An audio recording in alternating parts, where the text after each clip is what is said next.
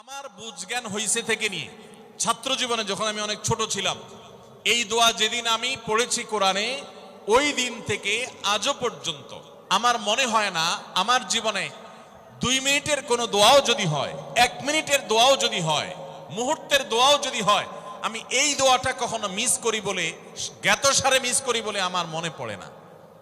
ছাত্র জীবন থেকে শুরু করেছি, আজও পড়ে যাচ্ছি। আলহামদুলিল্লাহ, আল্লাহর কাছে শুকরিয়া আদায় করে আপনাদেরকে বলতে পারি, এই দোয়ার সুফল আমি নিজের চোখে দেখেছি, আমি নিজে ভোগ করছি। এজন্য আপনাদেরকে আমি বলতে চাই, বিবাহিত হন কিংবা অবিবাহিত হন, আপনার দাম্পত্য জীবনের সুখের জন্য সর্বপ্রথম এবং প্রধান করণীয় হলো এই দোয়া। এর বাইরে আরো সাধারণভাবে আল্লাহ তাআলার কাছে দোয়া করতে থাকা, যেন আল্লাহ তাআলা আপনাকে এমন একজন জীবন সঙ্গী দেন। মা বোনরা দোয়া করবেন জীবন সঙ্গী, আপনারা দোয়া করবেন এমন যেন জীবন সঙ্গিনী দেন, যে জীবন সঙ্গী আপনার চোখ জুড়ানোর মতো হবে। দেখুন, আল্লাহর ভাষা এমন যে এই ভাষা তো অলৌকিক, এটাতে কোনো মানুষের ভাষা নয়। দোয়ার ভাষ্য লক্ষ্য করেন, আল্লাহ শিক্ষা দিচ্ছেন আমাদেরকে, রব্বানা হাবলানা মিন আজওয়াজিনা ওয়া যুররিয়াতিনা কুররাতা আয়ুন। হে আমাদের রব, আমরা আপনার কাছে এমন স্ত্রী চাই, এমন সন্তান চাই, এমন পরিবার চাই, যেই পরিবারের সদস্য, আমার স্ত্রী, আমার সন্তানরা আমার নয়ন জুড়াবে, আমার চোখ জুড়াবে, এরকম মানুষ চাই। একটু ভাষাটা লক্ষ্য করুন। আমরা সাধারণত দোয়া করলে কি চাই? আমরা এক একটা দিক চাই। ধরুন, আপনার স্ত্রী মাশাআল্লাহ অনেক সুন্দরী, অপূর্ব সুন্দরী, তিনি আল্লাহ তাআলা তাকে অনেক রূপ লাবণ্য দিয়েছেন, কিন্তু তার যদি চরিত্রটা খারাপ হয়, তাহলে এই স্ত্রীকে আপনার নয়ন জুড়াবে, চোখ জুড়াবে, চক্ষু শীতলকারী হবে? আপনার স্ত্রীর চরিত্র ভালো, দেখতে শুনতেও মাশাআল্লাহ সুন্দর, কিন্তু পড়ালেখা নাই, বুদ্ধিশুদ্ধি নাই, একটু বেকুব কিসিমের, তাহলে কি আপনার চোখ জুড়াবে? ভালো লাগবে?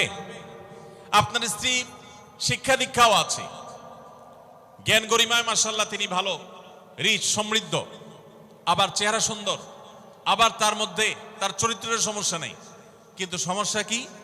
সমস্যা ধরুন তার ভিতরে এমন রোগ আছে, শারীরিক রোগ, যেই রোগের কারণে আপনার জন্য সেটা বড় কঠিন পরিস্থিতির মুখোমুখি হতে হয়। ধরেন দুরারোগ্য কোনো ব্যাধি আছে, মরণ ব্যাধি আছে, এমন কোন রোগ আছে যেটার কারণে আপনাকেও সাফার করতে হয়, তাহলে এই স্ত্রী কি আপনার চোখ জুড়াবে? ঠিক একই কথা স্বামীর ক্ষেত্রেও প্রযোজ্য, সন্তানের ক্ষেত্রেও প্রযোজ্য। আল্লাহ তাআলা এমন একটা শব্দ শিক্ষা দিয়েছেন, দেখুন, আল্লাহর কাছে চাইতেও জানতে হয়। উল্টাপাল্টা দোয়া করলে দোয়া পূরণ হয়ে যাবে, কবুল হয়ে যাবে, কিন্তু আপনার কাজ হবে না। অনেক যুবক আছে আল্লাহর কাছে দোয়া করে, আল্লাহ বেশি না, 1,05,000 টাকা চাই। অনেক যুবক লিখে দেয় আমাদেরকে, হুজুর দোয়া করবেন বেশি না, আমি আল্লাহর কাছে 1,05,000 টাকা চাই। আল্লাহরে টার্গেট দিয়ে দিছে, কত লাগবে? 5 লাখ। কেন? একটা বাইক কিনবে, যুবক মানুষ, রাস্তাঘাটে বাইক ছাড়া চললে ভালো লাগে না, একটা ভালো সেট কিনবে, না হলে ফেসবুক স্ট্যাটাস ভালো করে দেওয়া যায় না, ছবি তুলে দেওয়া যায় না। সাইফুল্লাহ ভাই ছবি তুলে দিতে বলছেন না, মাহফিলের ছবি তোলা যায় না। আর কিছু টাকা দিয়ে ছোটখাটো একটা দোকান কিছু একটা করবে, বিয়ে শাদীর ব্যবস্থা করবে, বাস, বেশি কিছু চাই না। তো আল্লাহ তাআলা 5 লাখ টাকা ধরেন আপনাকে দিয়ে দিল, সাথে একটা রোগও দিয়ে দিল, ওই রোগে খরচ হবে 6 লাখ। তাহলে আপনার এই 5 লাখের কোনো মানে আছে? আপনারা একটা প্রসিদ্ধ ঘটনা অনেকেই শুনেছেন, একটা চুটকি, যে এক যুবক দোয়া করছে, আল্লাহ তোমার কাছে আমি এমন একটা লাইফ চাই, বিশেষ করে বেকার যুবকরা এগুলো বেশি দোয়া করে, আল্লাহ তোমার কাছে এমন একটা লাইফ চাই, বেশি কিছু না, যে লাইফে 2 হাত ভর্তি টাকা থাকবে আর আশপাশে শুধু নারী আর নারী থাকবে, এরকম একটা লাইফ চাই।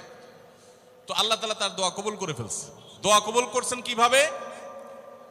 দোয়া কবুল করে তাকে আল্লাহ তাআলা এমন একটা বাসের কন্ট্রাক্টর বানিয়ে নিছেন, যে বাসটা হলো মহিলা বাস, চারপাশে শুধু নারী আর নারী, সব মানুষের, আর হাত ভর্তি টাকা আর টাকা সব বাস মালিকের। দোয়া কিন্তু কবুল হয়ে গেছে। তো আল্লাহ তাআলার কাছে উল্টাপাল্টা দোয়া করলে কি হয় দেখছেন? দেখুন, দাম্পত্য জীবনে সুখের জন্য দোয়া কিভাবে করতে হবে আল্লাহ শিখিয়ে দিয়েছেন। রব্বানা হাবলানা মিন আজওয়াজিনা ওয়া যুররিয়াতিনা কুররাতা আয়ুন। আল্লাহ আমার পরিবারের সদস্যরা যেন এমন হয় যে তাদেরকে দেখলে আমার নয়ন জুড়িয়ে যাবে। অর্থাৎ নয়ন জোড়াতে হলে সব দিক থেকে পারফেক্ট হতে হবে। সব দিক থেকে ভালো হতে হবে, তখনই তো দিল জুড়াবে। ওয়াজআলনা লিল মুত্তাকিনা ইমামা, আর আমাদের সবাইকে, গোটা পরিবারকে আপনি মুত্তাকিদের ইমাম বানায় দেন, সৎ মানুষ বানায় দেন। কারণ সৎ যদি না হয়, আল্লাহভীরু যদি না হয়, তাহলে কখনো তাদের মাধ্যমে আপনি সুখ শান্তি পেতে পারেন না। তাহলে প্রথম করণীয় দাম্পত্য জীবনের সুখের জন্য, সুখী দাম্পত্যের জন্য আল্লাহর কাছে দোয়া করতে থাকা। সূরা ফুরকানের ৭৪ নম্বর আয়াত, এর পাশাপাশি আরো যত আয়াত আছে, অথবা সাধারণভাবে আপনি আল্লাহর কাছে, আল্লাহ আমি ভালো সঙ্গী যেন পাই সেজন্য দোয়া করতে থাকবো। আল্লাহ আমাদেরকে তৌফিক দান করুন।